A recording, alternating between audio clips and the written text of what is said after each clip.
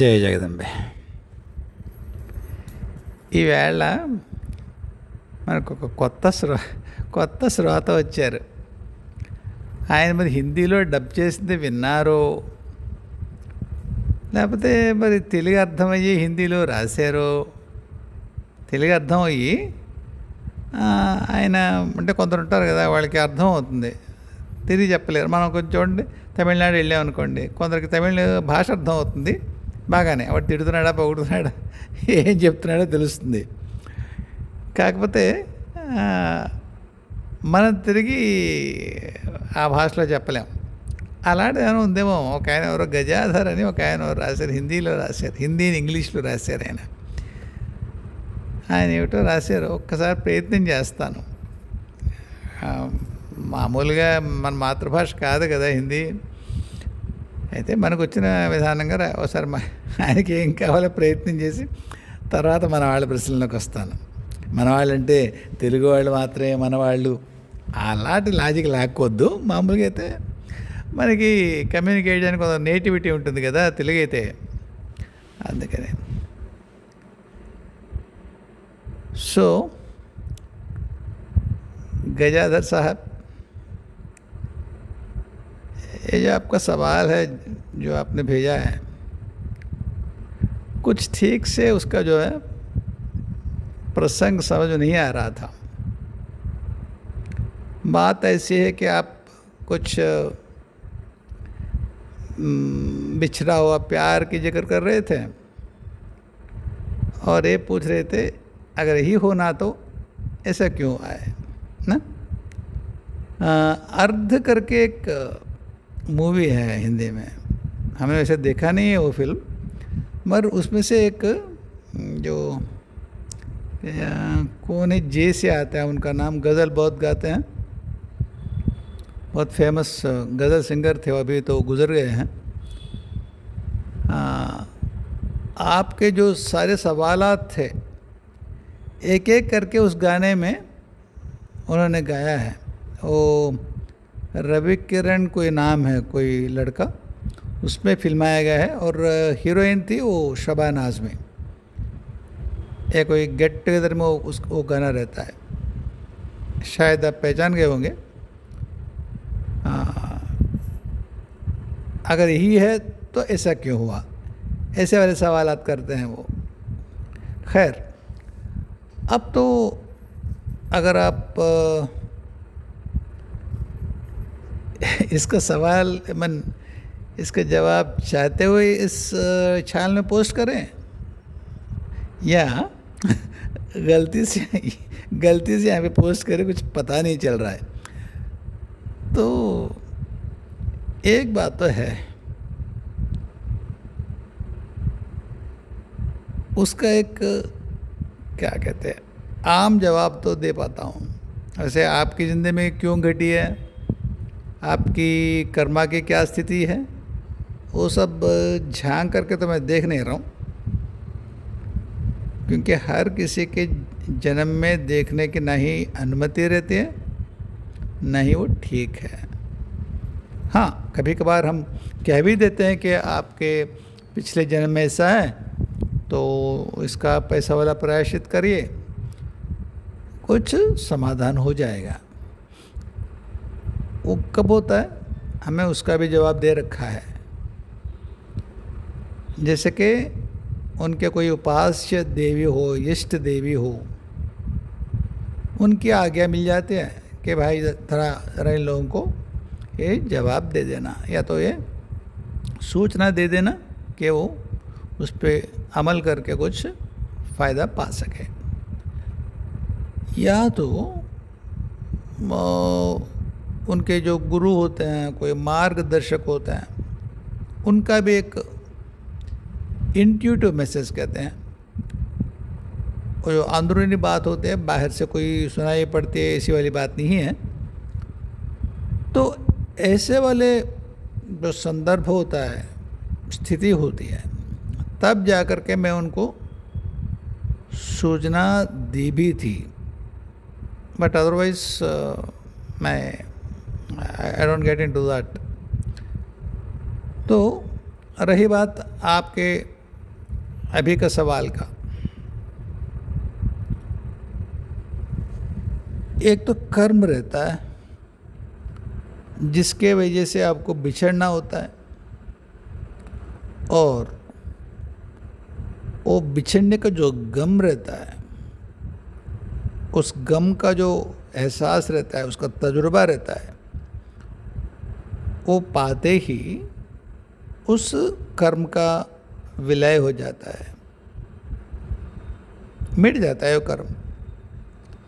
तब जा कर के जो जुदाई थी वो ख़त्म होती है, क्योंकि पहले में आपको जुदाई एक कर्म के कारण हुई थी, और बाद में जबकि आपने उस गम का जो तजुर्बा, जो अनुभव था, आपने पा लिया हो, तो जुदाई भी ख़त्म हो जाती है। बात है एक जन्म में उस गम का जो भी हो झेलना पड़े, जन्मों जन्मों तक झेलना पड़े, वो जो है हर एक जो निजी कर्म होती है उस पे जो है निर्भर करता है।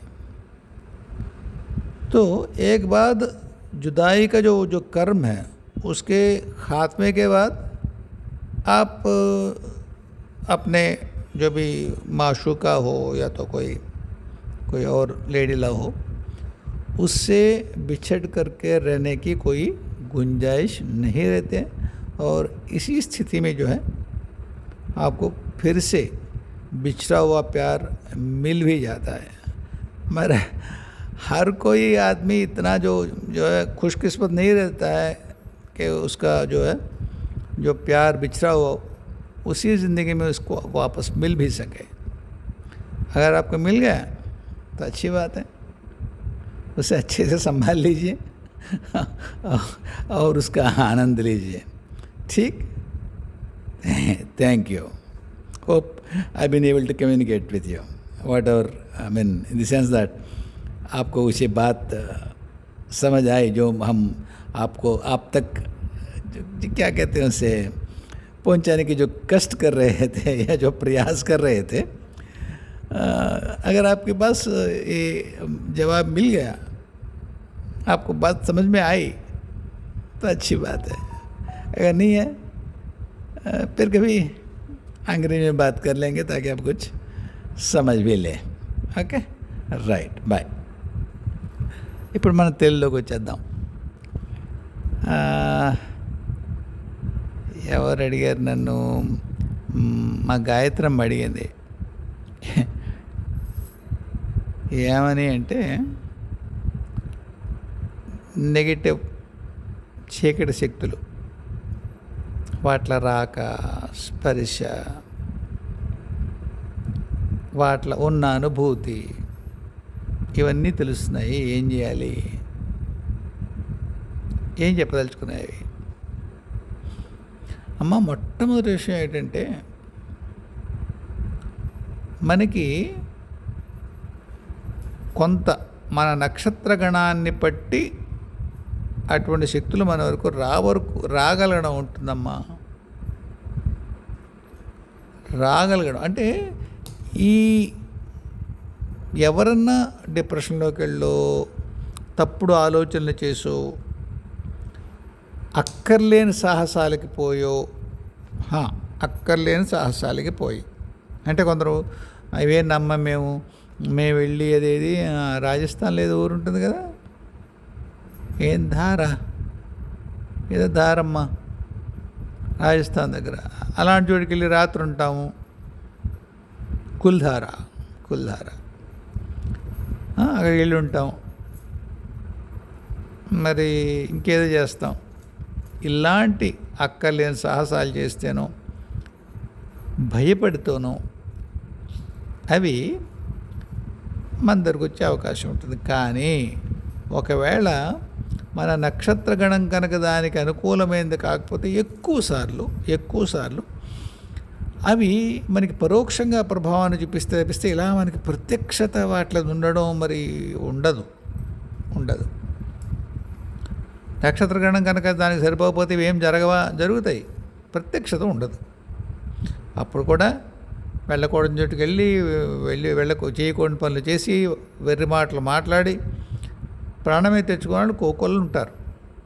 లేదా ఎవరన్నా ప్రయోగాలు చేస్తే కూడా ఉంటుంది. కానీ ప్రత్యక్షం ఉండాలనే మాత్రం నాకు తెలిసిన నక్షత్ర గణాలు దానికి సమ్మతించాలి. ఏమ్మా? ఇకపోతే అవి ఎందుకు వస్తాయి అంటే ఎందుకు కనిపిస్తాయి?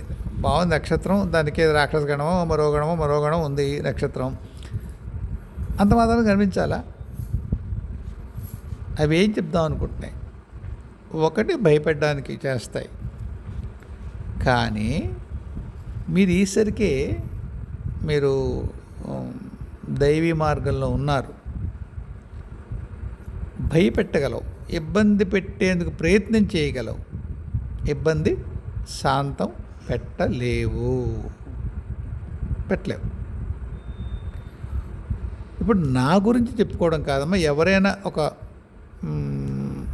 అమ్మవారి అర్చనలు చేసేవాళ్ళు, ఉపాసనలు చేసేవాళ్ళు, వాళ్ళతో మీరు టచ్లో ఉన్నారనుకోండి, కనెక్టివిటీలో ఉన్నప్పుడు అటువంటి వాళ్ళ యొక్క సూక్ష్మ శరీరం యొక్క స్పర్శ మీ ఆరాకు ఉంటుంది. నేను చెప్పగలుగుతున్నానమ్మా? అటువంటి వాళ్ళ ఇప్పుడు మనం మాట్లాడుకుంటున్నాం అమ్మా ఫోన్లో అనుకుందాం, మీ ఆరా స్పర్శ నాకు ఉంటుంది, నా ఆరా స్పర్శ మీకు ఉంటుంది. ఉదాహరణకి నేను ఆ టైంలో జపం చేసుకుంటూ ఉంటాను, మీరు ఏదో ఒక్కసేపు మాట్లాడుకుందాం, మా అన్న కూతురు, మా తమ్ముడు కూతురు, ఏదో సంబంధం, చెల్లి, అక్క, వాటెవర్ ఫోన్ చేశారు, బాబాయ్ అది ఎలా ఉన్నావు, అది ఎలా ఉన్నావు, ఇది చేస్తుంది, ఏదో జపం చేసుకుంటూ ఉంటాను, సంధ్యావం చేసుకుంటూ ఉంటాను, మీ ఫోన్ వస్తుంది, మాట్లాడినప్పుడు నేనేం చేస్తున్నాను? సంధ్యావందనం చేస్తున్నాను, లేదా జపం చేస్తున్నాను. నాలాగా కొంత ఆ తీవ్రత ఎక్కువ ఉన్నవాళ్ళు అందులో ఏమంటుంది, తీవ్రత అంటే ఎలా చెప్పాలి, ఆ మంత్రం ఎందు ఎక్కువ ఆస్థ ఉండి, దాని ఎందు దృష్టి ఉండి, అదో వెర్రి అనుకోండి, అలాంటి ఏదో ఉందనుకున్నా అవతల వాడికి, వాడి ఉపాసన తాలూకా ఒక శక్తి వీచిక మీ వరకు వస్తుంది. అది మీకు రక్షే. లేదా అమ్మవారి గుళ్ళోకి వెళ్ళి వస్తారు, లేదా జపం చేసుకుంటారు, లేదా ఐగిరినందని పాట పెట్టుకుని వింటూ ఉంటారు. ఇలా రకరకాలుగా మీకు దైవీ సంబంధమైనటువంటి ఉనికి మీకు మీ జీవితంలో ఉన్నట్టయితే అవి మిమ్మల్ని ఏం చేయలేవు. అదేమిటండి మరి అనేక మంది సంధ్యావందనాలు జపాలు చేసుకునే వాళ్ళు కూడా ఇలాంటి ప్రయోగాలు జరుగుతాయి. అవి బాగా తీవ్ర ప్రయోగాలమ్మా. అవి అలాంటప్పుడు ఇబ్బందులు పెడతాయి కాదన్ను. ఈ వట్టి స్పర్శ దానికి సరిపోదు, దానికి ఏవో ఉపచారాలు చేసుకోవాలి, రక్షణ కోసం ఏవో వ్యవహారాలు చేయాలి. అలా అంత ప్రత్యేకించి ఎవరో పగబట్టి ప్రయోగం చేసే సందర్భం నేను మాట్లాడట్లేదు. ఏదో కారణం చేత ఎక్కడో ఒక ఆరాల వీక్నెస్, లేకపోతే మనం భయపడ్డాము, ఇందాక చెప్పిన లక్షణాలు ఉన్నాయి కదా, అలాంటి లక్షణాల సందర్భంలో ఇలాంటి ఏవైనా చీకటి శక్తులు మన వరకు ఒకవేళ వచ్చినా భయపెడతాయి నిజమే. కానీ మనకున్నటువంటి దైవీ సంసర్గం కారణం చేత మనకి రక్షణ వ్యవస్థ ఉంటుంది. కాకపోతే ఎప్పుడైనా సరే ఇంకొకళ్ళు ఎవరిదో మన మీద ఒక రక్ష ఉండి ఇంకో ఉపాసకుడిదో ఇంకొకళ్ళేదో మరొకళ్ళదో ఉండడం కంటే కూడా మనం స్వయంగా ఒక స్తోత్రమో మంత్రమో ఒక నామము అది ఎప్పుడూ మనకి స్ఫురణలో ఉంటే మనకి క్షేమం. అయితే మీరు రాసింది జనాంతికంగా రాశారా, మీకు జరుగుతుందా అన్న విషయం మీరు నాకు చెప్పలేదు. ఒకవేళ మీకు జరుగుతున్నట్టయితే అనుకోండి, కట్టడి చేసుకోండి.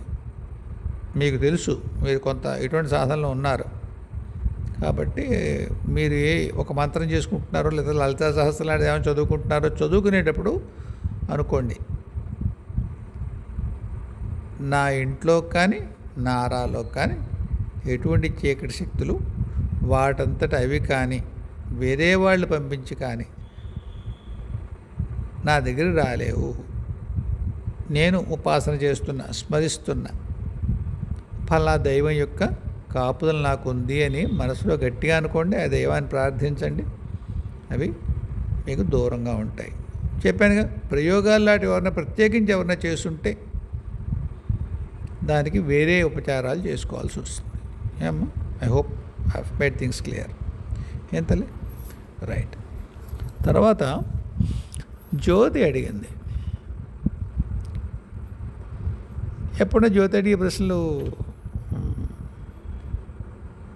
మిగతా వాళ్ళకు కూడా అవి ఉపయోగిస్తాయి కదా అని చెప్పి బాగా జనరల్గా ఉంటాయి పిల్లవి, అని చేత మిగతా వాళ్ళు కూడా ఉపయోగిస్తాయని మళ్ళీ చెప్తూ ఉంటా. ఒకవేళ ఇంత పూర్వం చెప్పినా సరే 75వ ఎపిసోడ్లో అనుకుంటాను అమలు ఈ విషయం నేను చెప్పాను జ్యోతి, ఇదే విషయం మీద. సాధనలో ఇబ్బంది లేకపోతే సాధన ఎందుకు అవుతుంది అని. నాకు గుర్తున్న తమ్నేల్ కూడా అదే. ఐ థింక్ మ్యాక్సిమం వ్యూస్ కూడా మన ఛానల్లో దానికే వచ్చినట్టున్నాయి ఆ 75th ఎపిసోడ్కి. కాకపోతే at the cost of repetition I would do it again. ఎప్పుడైనా సరే మనం ఒక సాధన చెయ్యడానికి కూర్చున్నప్పుడు లేదా సాధనకు ఉపక్రమించినప్పుడు పూర్వం లేనటువంటి అడ్డంకులు, అభ్యంతరాలు అప్పుడు కలుగుతాయి. అంతవరకు ఎందుకమ్మా? చిన్నప్పుడు స్కూల్కి మామూలుగా పిల్లాడు ఆడుకుంటూ ఉంటాడు, హోంవర్క్ రాయని కానీ కడుపులో పోటు వస్తాయా రావా? కుర్రాడు కడుపులో పోట్లు తెచ్చుకోగలడా? కానీ నిజంగా వస్తాయి. మనం అనుకుంటాం దొంగ కదా వీడు డ్యాన్స్ కడుతున్నట్టు తప్పిస్తే అంటాం కూడా కదా, దొంగ నాటకాలు కట్టక బుజ్జి, నువ్వు హోంవర్క్ రాయడానికి ఎగ్గొట్టని చెప్తున్నా కళ్ళు, వాడు కళ్ళప్పుడు నీళ్ళు కారిపోతుంది. నిజంగా వస్తాయి అమ్మా, నిజంగా కళ్ళలో పోటు వస్తాయి. ఆ హోంవర్క్ చేయడానికి ఇష్టం లేనటువంటి వాడి ఆ స్థితి ఉంటుంది, మానసిక స్థితి. ఆ కార్టూన్ నెట్వర్క్ నుంచి వాడికి కళ్ళు తిప్పాలనిపించదు. అప్పుడే అమ్మ హోంవర్క్ ఉంటుంది. మనాడు స్కూల్ వేషం తిడతాడు, ఏం చేయాలి? ఆ నిరోధం వాడి కడుపులో పోట్లు తెప్పిస్తుంది. అంత బుడ్డిగాడు వాడికి అలా ఉంటే చిన్నపిల్లో మన యొక్క సంకల్పము వికల్పము అంతే గాఢంగా ఇంకా ఎక్కువ గాఢంగా ఉంటాయి. మనం జపం చేయాలనుకుంటాం, మనలో జపాన్ని వ్యతిరేకించేటువంటి ఒక తత్వం ఉంటుంది. జపం అంటే జపమే కాదు, పూజ కానివ్వండి, మరొకటి కానివ్వండి, అది మన చుట్టూ ఆ ఇబ్బందుల్ని సాకారం చేస్తుంది. అంటే అది ఎంత మోసం చేస్తుంది అంటే, సరిగ్గా మనం జపం చేసుకునే టైంకి మనకి చాలా తెలిసిన వాళ్ళు ఎవరో వస్తారు. ఆ వేళ మనకి బద్ధకంగా ఉండి జపం చేయాలనిపించదు. సరిగ్గా ఎవరో వస్తారు మన ఇంటికి, అది జపం చేసుకునే సమయం వాళ్ళకి తెలుస్తుంది, అయినా వస్తారు. మనం ఊరికే అనుకుంటే ఇదే ఈ టైంలో వచ్చారంటే వీళ్ళు అనుకుంటాం. కానీ మనకి జపం పట్ల లోపల ఎక్కడో ఉన్న నిరోధమే అటువంటి పరిస్థితి కల్పిస్తుంది. నమ్ముతావా? నమ్ము, నిజం మాట్లాడుతున్నాను నేను. మనకి తెలియదు, మనకేమిటి వాళ్ళెవరో వచ్చారు అని చేత జపం ఆలస్యమైంది అని మనం చెప్పుకుంటాం, వట్టి మాట. ద స్టోరీ ఆఫ్ మిర్దాద్ ఏదో ఉంటుందమ్మా బుక్, తెలుగులో మిర్దాద్ కథ ఏదో ఉంటుంది. మిర్దాద్ చదువమ్మా, నువ్వు అలాంటి పుస్తకాలు చదువుతావు కూడా. చిన్న పుస్తకం అది, ఎంత అద్భుతంగా ఉంటాయో అందులో వివరణలు. ఆయన అంటాడు, దొంగతనం జరిగిందంటే అంతకు ముందు రోజే మనం దాన్ని సిద్ధపడిపోయి ఉంటాం, ఆహ్వానిస్తాం వాడిని. వాళ్ళ నాన్న చనిపోతాడు, ఏదో ఒక ఎద్దు కుమ్మేసి, మా నాన్నే ఆహ్వానించాడు ఆ ఎద్దుని అంటాడు. అంటే ఆ బయలు ముజే మార్ కాదు, ఒక కర్మ ద్వారానో ఒక అతనికే తెలియని ఒక థాట్ ఫామ్ ద్వారానో అది జరుగుతుందట. మనం అంటాం కదమ్మా, మనమే తెచ్చుకున్నాం మన ఎత్తి మీదకి అంటాం. 30-30 సార్లు ఇవే జరుగుతాయి. కాబట్టి ఎవడో వస్తాడు, మనకి ఇష్టం లేని వ్యక్తి ఎవరో వస్తారు, మన ఆఫీసులో కూర్చొని ఉంటాం, మనకి తలపోటు వస్తుంది. చాలా జెన్యున్గా చెప్తాం, తల పగిలిపోతుంది బాజు, తర్వాత మాట్లాడదామని. వాడంటే అయిష్టం. ఒక దిక్కుమాలిన క్లయింట్ ఉంటాడు, వాడితో మీటింగ్ ఉంటుంది, మనకి వామిటింగ్స్ రావచ్చు, మోషన్స్ అవ్వచ్చు, ఇంకేదో సిక్నెస్ రావచ్చు. అది అంటారు కదా ఇంగ్లీష్ వీళ్ళు ఎవరు మెడికల్ ప్యారలెన్స్లో దాన్ని ఏమంటారు, psychosomatic, that's word I guess, psychosomatic. మనస్సు మన శరీరం మీద చూపించేటువంటి భౌతిక ప్రభావం. ఇదేమిటి నాన్నగారు జపాన్ అడిగితే ఇవన్నీ చెప్తున్నారు? ఇవన్నీ అందులో భాగమే నాన్న. ఇవి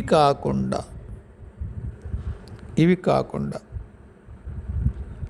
మనం జపం చెయ్యడం ఇష్టం లేనిటువంటి వ్యక్తులు, శక్తులు కూడా ఉంటాయి. వ్యక్తులు, శక్తులు రెండు.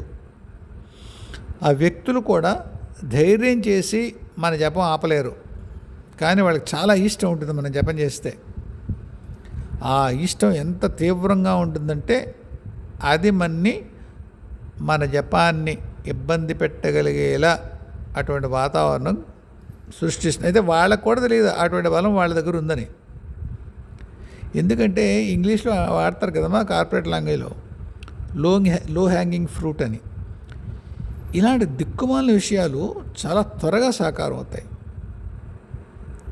మనం అనుకుంటాం నాకు జరిగేవి అలాంటివి.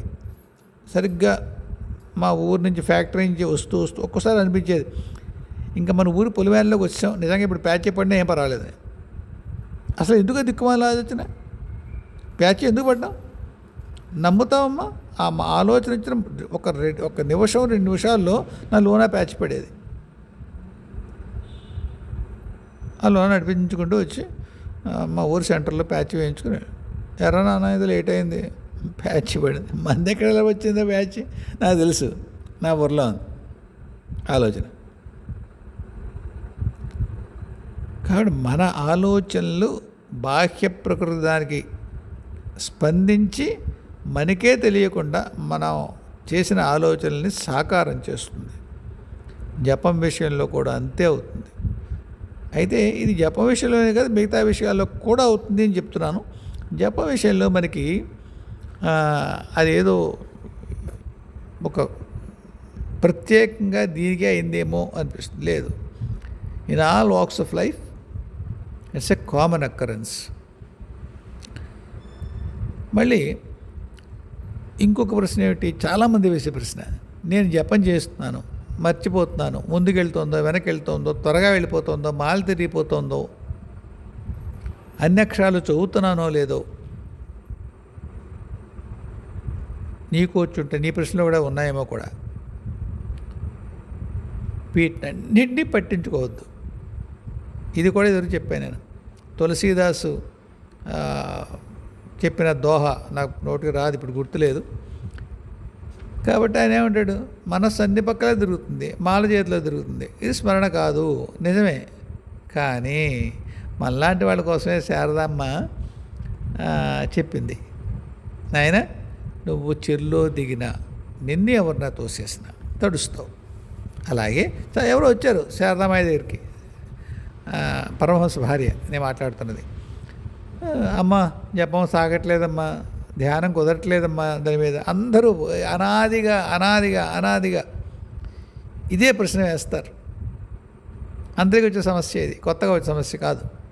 ఆవిడ ఏం చెప్పింది, తల్లి రే నాన్న, ఆ కారణంతో జపం మానేయకు. అలా మానేసేవో ఎవరైతే ఆ కారణం నీకు కలిగించారో వాళ్ళ పని అయిపోయినట్టే, వాళ్ళు అనుకున్నది సాధించినట్టే. కానీ అది కాదు కదా కావాల్సింది. శరీరాన్ని ముందు క్రమశిక్షణలో పెట్టు. ఏది, ఆ పీఠం మీద కూర్చొని జపం చేసేటువంటి క్రమశిక్షణ శరీరానికి అలవాటు చేయి. చేస్తూ ఉండి జపం, దాని ఫలం వృధా పోదు. నిజం అంటారు కదా,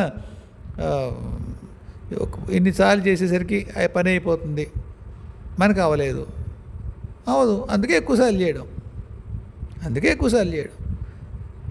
మహాత్ములైన వాళ్ళు ఒక్కసారి స్మరిస్తే, మీరు ఎప్పుడన్నా కథల్లో చూడండి, రాముల వారికి ఫలానా అస్త్రం ఇచ్చాడు విశ్వామిత్రుడు, అక్కడ అస్త్రం ఎప్పుడు మంత్రమేగా, అప్పటికప్పుడు ఫలిస్తుంది. ఎలా ఫలిస్తుంది? లేదా అర్జునుడికి ఫలానా ఆయన ఎవరో శివుడు ఇచ్చాడు, లేకపోతే ఇంకోళ్ళు ఎవరో ఇచ్చారు, ఆ మాత్రం అప్పటికప్పుడే పనిచేసింది. ఎలా పనిచేస్తుంది అంటే అంతటి ఒక్కసారి స్మరిస్తే అది పనిచేస్తుంది. కానీ ఒక్కసారి స్మరించేంతటి గాఢత నీ జపంలో ఉండాలి. ఉండదుగా. ఏం చేయాలి? ఎక్కువసార్లు చేయాలి. అప్పుడు ఎన్నిసార్లకి అవుతుందో క్లిక్ అవుతుందో అవుతుంది. సో కథ ఏమిటి అంటే, జపాల విషయంలో అది సాగడం లేదు, ఏకాగ్రత కుదరడం లేదు అనే కారణంతో జపాలు మానకండి. అనారోగ్యం, కాళ్ళు నొప్పులు, జ్వరం, ఇంకోటి ఏదో అనారోగ్యం, అస్తమాటు బాత్రూమ్కి వెళ్ళాల్సి వస్తుంది, అప్పుడే ఎవడో తలుపు కొడతాడు, ఎప్పుడు కూర్చుందామన్నా తల తిరుగుతుంది, అన్నీ నిజమే, అన్నీ నిజమే. ఇవేవి నటన కాదు, ఇవేవి అబద్ధాలు కాదు. కానీ మీరు చేయవలసిన ఒకే ఒక్క ప్రతిక్రియ దానికి ఏమిటి అంటే, బలవంతంగా శరీరాన్ని కూర్చోబెట్టి బలవంతంగా జపం చేయండి. అవన్నీ పోతాయా? పోవచ్చు, పోకపోవచ్చు. మీ జపం అయితే సాగుతుంది. ఏమాత్రం ఏకాగ్రత లేదని అదేం జపన్నా అన్న అయినా సరే ఆ జపంలో నువ్వు తడుస్తావు. దాని సత్ఫలం ఏది అందాలో నీకు అందే తీరుతుంది. అందుకే కదమ్మా అక్షరాక్షలు చేయాలి, కోట్లు చేయాలి అని మొత్తుకోవడం జనాలు. ఏంటంటే మనం సూటిగా ఒక రాయి రువ్వి లక్ష్యాన్ని కొట్టలేము. అందువల్ల మరిన్ని రాళ్ళు రువ్వాలి ఆ లక్ష్యాన్ని భేదించడానికి. ఏం తల్లి? అంచేత పరిస్థితులు ఎలా ఉన్నా సరే ఎదురుగట్లా క్వైట్గా, నువ్వు అన్న భాషలో క్వైట్గా ఉండి ప్రశాంతంగా ఉండేది లలితా సహస్రం చేసుకునేటప్పుడు. అవును, let us say it was a beginner's luck. ఏమ్మా, బిగినర్స్ లక్ అంటారు కదా, అలా అప్పుడు బాగుండేదేమో. ఇప్పుడు నువ్వు సాధనలో ఉన్నావు, అప్పుడు సాధన కోసం ప్రయత్నం చేస్తున్నావు, ఇప్పుడు సాధన ప్రాపర్ అందులో ఉన్నావు. మరి సాధనలో కష్టాలు రావు, ప్రశ్నలు ఉండవు, పరీక్షలు ఉండవు, అన్నీ ఉంటాయి. ఏది ఉన్నా అతి సరళమైన మార్గము ఒక్కటే, జపం మానకండి. ఏ కష్టం వచ్చినా, ఏ శారీరక అనారోగ్యం వచ్చినా ఏదో ఒకటి చేయండి, జపం మానకండి. మంచం మీద లేవలేరు, పడుకుని చేయండి. అస్సలు జపం మానేయడం కంటే అలా అని చెప్పేసి సావకాశంగా భోజనం చేసి నల్లపొర మీద పడుకుని కాళ్ళు చాపుకుని జపం చేస్తారా? పేలిపోతారు. ఎందుకంటే ఒక కుర్రాడు ఉన్నాడు, నేనేం చెప్పినా అపార్థం చేసుకుంటాడు వాడు. ఏం చెప్పినా అపార్థం చేసుకుంటాడు. చిన్నవాడు, బాగా చిన్నవాడు, పేరు చెప్పను ఇప్పుడు. ఒరే నాన్న ఏమిట్రా ఇది, మీరు చెప్పారు కదా. లేదు, చెప్పలేదు నేను. ఎవరినో రుద్రాక్షమాలు వేసుకోవచ్చా అని ఎవరో అడిగారు అనుకో, వేసుకోవచ్చు దానికి అని ఉంటాం అనుకో.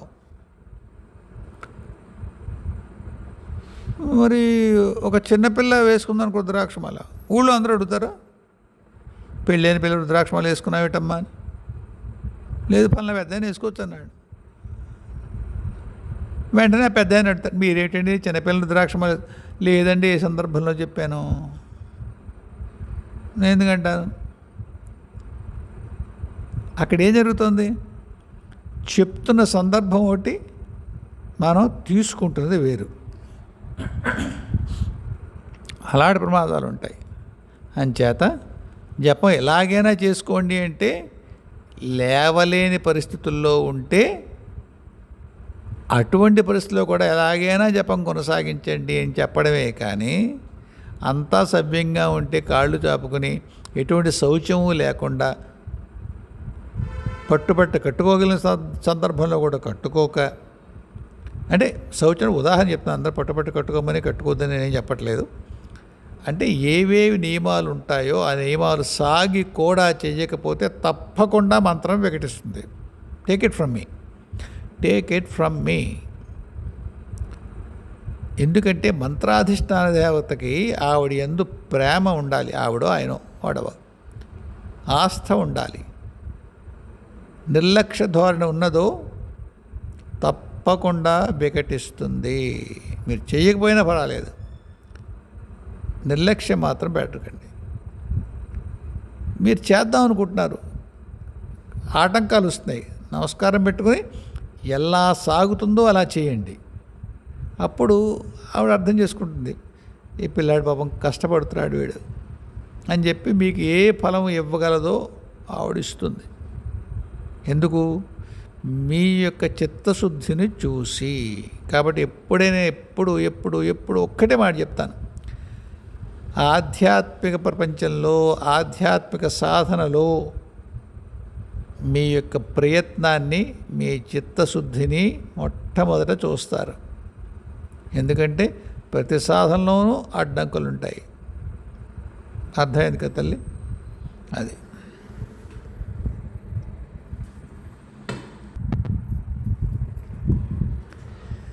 విజయ్ కుమార్ గారు అన్నారు, మీకు అనేక మంది అమ్మలు కనిపించినట్టు చెప్తూ ఉంటారు కదా, వాటి రూపాలు ఎలా ఉంటాయో చెప్తారా?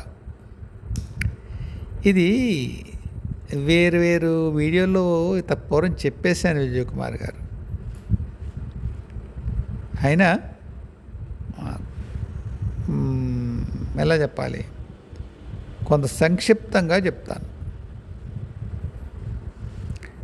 మొట్టమొదటి విషయం, కల్పనలో లాగా నేను చూడలేదు. మా గురువుగారిని ఆయన రెండు వరాలు అడగమన్నప్పుడు నేను అడిగిన ఒక వరం, అమ్మని కల్పనలా చూడాలి అని. ఆయన ఒక్కనే కదా, ప్రతి యోగిని ప్రతి సీనియర్ సాధకుడిని నేను అడిగింది ఇదే, కల్పనలోలా అమ్మని చూడాలి. ప్రస్తుతానికి అవ్వలేదు. అయితే అంతకంటే భిన్నమైనటువంటి అద్భుతమైనటువంటి రూపాలు నాకు అమ్మ దర్శింపజేసింది. అంటే కల్పనలో ఉన్నదానికంటే, వర్ణంలో కంటే అందంగా. అందం అంటే అక్కడ మీరు గుర్తుపెట్టుకోండి, నేను చూడలేను. ఇప్పుడు నా కళ్ళు భౌతికంగా మసకలుగా ఉంటాయి కనుక కాదు, నాకున్న దర్శనం తీరు ఎలా ఉంటుందంటే నాకు తెలుస్తుంది, కనిపించదు. త్రిపుర భైరవి ఉందనుకోండి, చేతిలో ఒక పాత్రలో రక్తం, కింద ఏదో ఒక ఆవిడ ఒక తామర పూలో కూర్చుని ఉన్నట్టుగాను, కొంత వృద్ధ అయినటువంటి స్త్రీగాను, కొన్ని పాములు ఏవో అక్కడ తిరుగుతూను ఆవిడ కాళ్ళకు చుట్టుకొని ఏవో అలా తెలుస్తాయి. తర్వాత ఎక్కడో ఆ శ్లోకం ఒకసారి మా ఆవిడ పల్లా త్రిపుర భైరవి శ్లోకం చదవ్వా, ధ్యాన శ్లోకం చదువుతుంది, దగ్గరగా మ్యాచ్ అవుతూ ఉంటాయి. ఓహో, సరిగానే చూశాను. పల్లా కాళ్ళమ్మ ఏదో ఉంటుంది, ఇది ఇలా బక్కగా ఉందేమిటి, ఇలా భయంకరంగా ఉందంటే మొహం. కాళి భయం అంటే నాలుక వేడితే భయంకరం కాదు, రూపం కొన్ని శ్మశాన కాళనగా, చాముండా కాళనగా ఆ రూపాలే భయంకరంగా ఉంటాయి. అంటే జుట్టు విరబోసుకోవడంలో కూడా కొంత ఒక స్థితి, భయం కలిగించే స్థితి,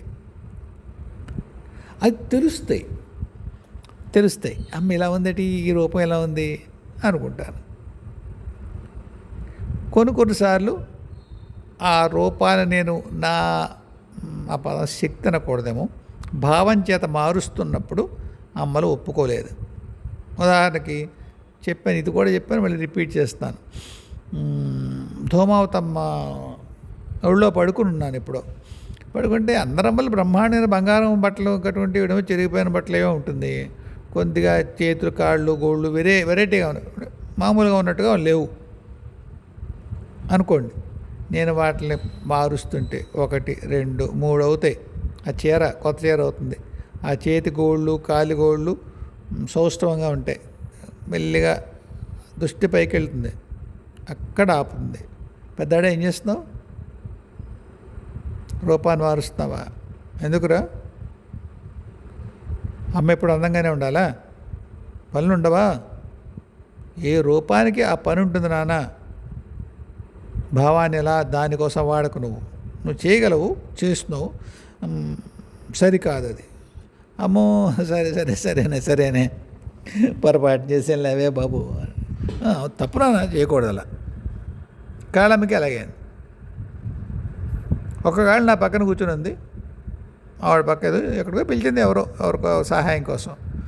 ఆవిడ నేను బల్ల మీద కూర్చున్నాం పక్కనే.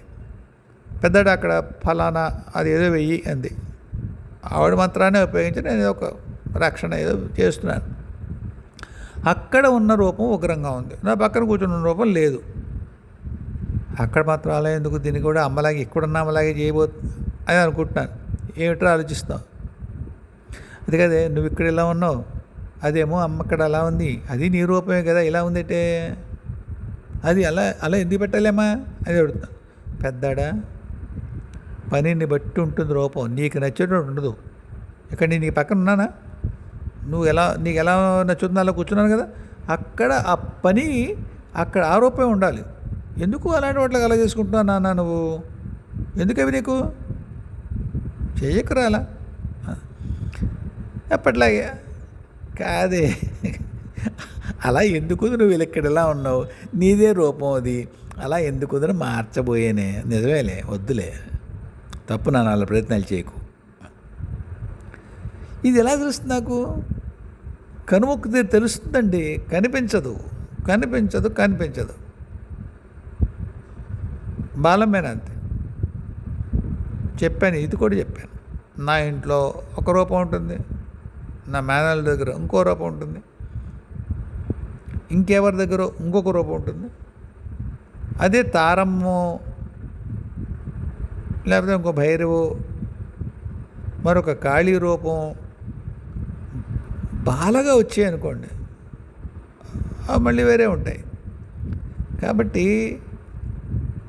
ఎక్కువసార్లు మనకి వాడు తెలుస్తారు. మా మేనల్డ్కి అయితే ఒకసారి జీన్స్ ప్యాంటు ఒక టీషర్ట్లో కనిపించింది. చాలా అందమైన అమ్మాయి. వాడు, నువ్వు శ్యామలమ్మవు కదా నవ్వింది. ఎరా తెలిసిందా అందుకే, ఇదేంటే బాబు నువ్వు జీన్స్ ప్యాంట్ వేసుకొస్తే అలాగే ఎలా గుర్తుపడతానే అమ్మా, ఇప్పుడు ఎలా గుర్తుపట్టావురా అందుకే. ఏదో నా అదృష్టం బాగుండలే గుర్తుపట్టాను, లేవే నువ్వు అలా చేస్తావేటమ్మా అని నవ్వింది. ఎరా ఇలా బాగోలేదే ఇది అందుకే. బాగుంది, గబుక్కుని పిల్ల బాగుంది అనుకుంటే కొంప ములిగిపోతుంది కదే అన్నట్టు. నేను అనుకొనిస్తాను నాన్న అందుకే. జీన్స్ ప్యాంట్లో టీషర్ట్లో ఉన్నప్పుడే నేను ఇంత అందంగా ఉన్నాను, నీకు అందంగా ఉందనిపించిందా, శ్యామలమ్మని తెలిసిందా, ఎలా తెలిసింది, నేనే కదా స్ఫురింపజేశాను, నా పిల్లల్ని అలా చేస్తానురా నేను అందుకే. నన్ను అలాగే ఒకటి రెండు సార్లు ఆడబట్టించింది. నేను చెప్పానేమో, అమ్మ నువ్వు ఇలాంటి వేషాలు వేసావంటే మాత్రం నేను ఓడిపోతానమ్మా, తర్వాత నా కొడుకు ఎదవాళ్ళ తేరేడు ఇలా అంటే ఏం కుదరదు, నేను వెదవనే. అంత అందమైన అమ్మాయి కింద వచ్చి నువ్వు ఏదో పిలిచావు అనుకో, మా శ్యామలమేమో అనుకోను నేను, అప్పుడు నువ్వు ఎదవరా అని నువ్వు అన్నావు అనుకో, నేనేం చేయలేను అంటే నవ్వి, అంత వెదవి కాదులేరా,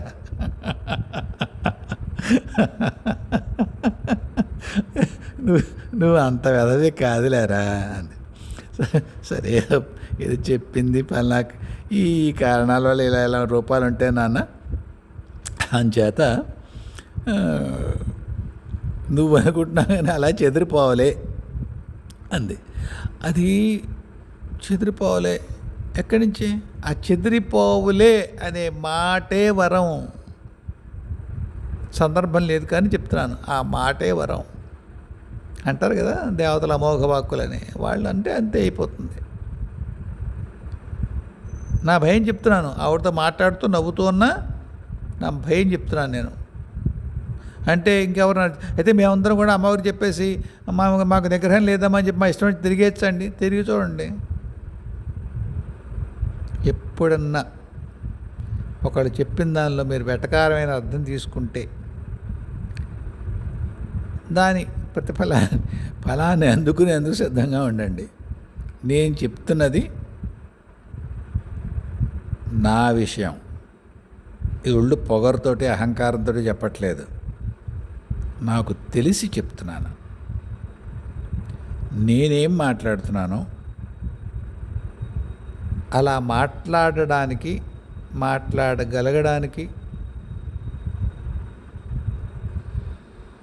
నా మూల రూపం ఏమిటో, నేను ఎక్కడి నుంచి వచ్చానో, నేను ఎవరినో, జన్మ జన్మాంతరాలు నా సాధన ఏమిటో, ఇక్కడికి ఇప్పుడు ఈ జన్మలో ఏ పని మీద వచ్చానో అన్ని కారణాల దన్ను ఉంది. అందువల్ల ఇది నేను చెప్తున్నది నాకు ఇలా జరిగిందనే కానీ మీరు అలా చేసి ప్రయత్నం చేయండి అని అంటలేదు. మీరు అమ్మ యందు ఎంత వినమ్రంగా ఉండాలో, ఎంత భక్తిగా ఉండాలో అంత వినమ్రంగా, అంత భక్తిగానే ఉండండి. కాసేపు నేను తిట్టుకోండి, వ్యధ దొంగబద్ధాలు చెప్తున్నాడు వీడు, నోటుకొచ్చినాడు వాగుతున్నాడు, వాడి మొహం తెలియదు, వాడి పేరు తెలియదు, అజ్ఞాతంగా ఉన్నాడు కాబట్టి ఏమన్నా వాగుతున్నాడు, ఇలా జరుగుతున్నా అమ్మవారితో అనుకోండి, పర్వాలేదు, ఏం నష్టం లేదు. మహా అయితే నన్ను నిందించారు అంతే కదా. అలా కాకుండా వాడు చేసేట మనం చేయొచ్చేమో అనుకుని చెయ్యిపోయారు అనుకోండి, ప్రమాదం. ధూమావతమ్మ ఈ విషయంలో చెప్పింది నాకు. ఆవిడ్ని ఎవరూ కూడా పలానాది కావాలని కోరకూడదంటారు, ఇది వద్దు అని చెప్పాలట. తెలియదు నాకు, ఎవరో చెప్పారు నాకు. నేను నా సంకల్పంలో గబుక్కుని ఏదో మార్చి పెడుతున్నాను. ఆవిడ వచ్చింది, నాన్న ఏం చేస్తున్నావురా? అమ్మ నీతో మాట్లాడేటప్పుడు, నేను అడిగేటప్పుడు ఇలా అడగకూడదట కదే అన్నాను. నీకు కాదులేరా, నీ ఇష్టం అడుగు, కుదిరితే చేస్తాను, అప్పుడు కుదరకపోతే కాదురా పెద్దాడా అంటాను, అయిపోతుంది కదా అంది. అదే టైంలో ఇది రిపీట్ చేస్తున్నాను, ఈ సంఘటన రిపీట్ చేస్తున్నాను, ఎవరన్నా మర్చిపోయారేమోనని. ఎవరో ఫోన్ చేశారు, ధూమాతి మాత్రం చేస్తున్నాం, పలానా విధంగా చేయొచ్చా, ఉగ్రదేవంటారు కదా, పలానా విధంగా చేయొచ్చా అండి, ఈ టైంలో చేయొచ్చు ఏదో అడుగుతున్నారు. అమ్మాయి కదా చేయొచ్చండి అంటున్నాను. వాడు వెంటనే మళ్ళీ ప్రత్యక్షమైంది. ఏం మాట్లాడుతున్నావురా? ఆ జపానికి ఏ నియమాలు ఉన్నాయో ఆ నియమాలు వాడికి ఏం చెప్పబడ్డాయో వాటిని పాటించని, నీకున్న అనుభవం వాళ్ళకి అల్లా చెప్పకు. నువ్వు సాధకుడివి కాదు, నువ్వు నేను ఒకటే, ఒక స్థాయిలో. నీకు ఇంకా తెలియలేదు, తెలుస్తుంది. కాబట్టి నీకున్న వెసులుబాటుని అది నియమం చేయకు నాన్న, చెప్పకు, ఇబ్బంది పడతారు. నా మంత్రం ఉగ్రమంత్రమే, దానికి ఉండవలసిన నియమాలు పాటించవలసిందే, నువ్వు ఎవరికి అలా చెప్పకు అంతే. నేను మీరు రూపం ఎలా ఉంటుంది అంటే ఇవన్నీ ఎందుకు చెప్తున్నాను అంటే, ఇవన్నీ రూపంతో అనుబంధం ఉన్నవే. కాబట్టి కొన్ని ఆవిడ కృప వల్ల కొన్ని వందలో వేలో ఎన్నిసార్లు చూశాను. అయితే అన్నప్పుడు చూడడం అనేది ఉండదు, తెలియడమే ఉంటుంది.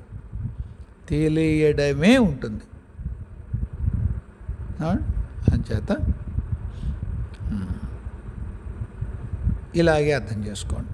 మీరు మిగతా వీడియోలు ఓపికగా చూడండి. చాలా చోట్ల చాలా సందర్భాల్లో నాకు ఎలాగ అమ్మ తెలిసిందో, చూశానో కాదు తెలిసిందో చెప్పాను నేను.